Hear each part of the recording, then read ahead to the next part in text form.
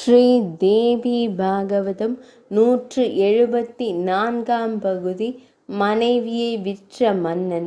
அதன் பின் அரிச்சந்திர மன்னன் நகரத்திற்குள் சென்று மிக்க வேதனையுடன் மக்களை அழைத்து, மக்களே, இவள் எனது மனைவி. இவளை பணியாளாக விற்க நினைக்கிறேன். யாராவதோ வள்ளல்கள் வாங்குங்கள். உங்களுக்கு காலம் பூராகவும் பணியாளாக இருப்பாள் என்றான். அப்போது விஸ்வாமித்ர முனிவர் ஒரு கிழ பிராமண வடிவில் வந்து, எனது மனைவியால் இப்போது வேலை செய்ய முடிவதில்லை. அதனால் எனது வீட்டு வேலைக்காரியாக இவளை வாங்க விரும்புகிறேன். விலையை சொல் என்றார். அரிச்சந்திரன் பதில் கூறாததால் நான் கொண்டு வந்த பணத்தை கொடுத்துவிட்டு சந்திரமதியின் கூந்தலை பிடித்து இழுத்து சென்றார்.